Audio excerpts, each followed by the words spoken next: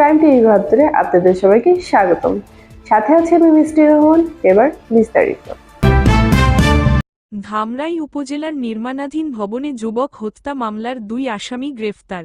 বউয়ের পরকীয়া প্রেমের সম্পর্কের জন্য জীবন দিতে হল স্বামী মোহাম্মদ আলীকে। নিহত মোহাম্মদ আলী উপজেলার সানোরা ইউনিয়নের বাটুলিয়া গ্রামের খোরশেদ আলমের ছেলে। তিনি পেশায় অটোরিকশা চালক ছিলেন।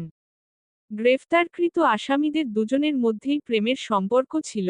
তারা হলেন মোহাম্মদ তোফাজ্জল মিয়া, পিতা মৃত মোহাম্মদ চান মিয়া, মাতা মোমেনা খাতুন, সাং দেপাশাই উত্তরপাড়া আশ্রম কেন্দ্র, থানা ধামরাই, জেলা ঢাকা।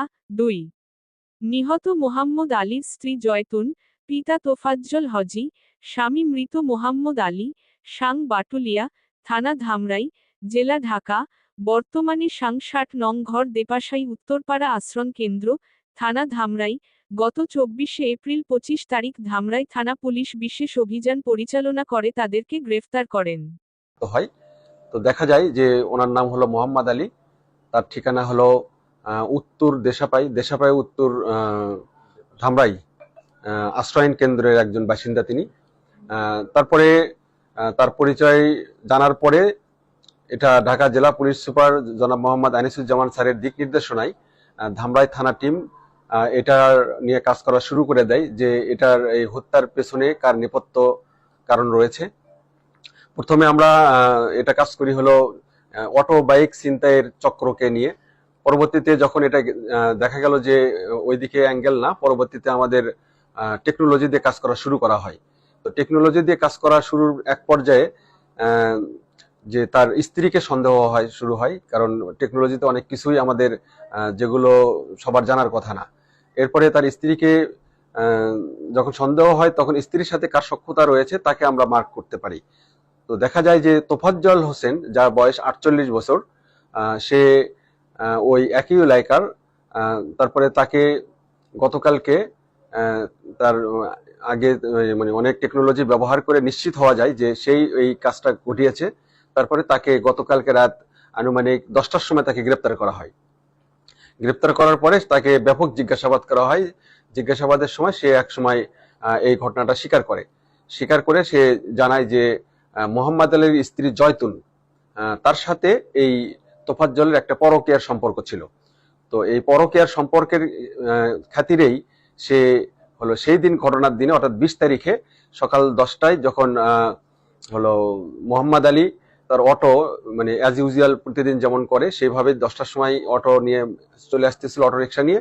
তখন সে এই তোফাজ্জল ওই অটো রিক্সায় ওঠে এবং সে বাস কেনার নাম করে এই দিকে চলে আসে। তারপরে তাকে ফুসলিয়ে ওই জায়গার 4 তলায় নিয়ে যাওয়ার পরে সেখানে সে তাকে নির্মমভাবে মারধর করে এবং মারধর করার পরে তাকে সেন্সলেস অবস্থা করে রেখার পরে সে তখন সাথে সাথে এই জয়তুন অর্থাৎ মোহাম্মদ আলীর স্ত্রী, যার সাথে পরকীয়া ওই তোফাজ্জলের, তাকে খবর দেয় যে আমি এরকম করেছি, তুমি আসো। তারপরে জয়তুনও এখানে যায়। তারপরে যাওয়ার পরে সে তার কাছে ধারালো একটা চাকু আছে, সে চাকু দিয়ে নির্মমভাবে তার মাথায় আঘাত করে, ইট দিয়ে আঘাত করার পরে তারা মৃত্যু নিশ্চিত করে তারা ওই জায়গা থেকে সরে যায়।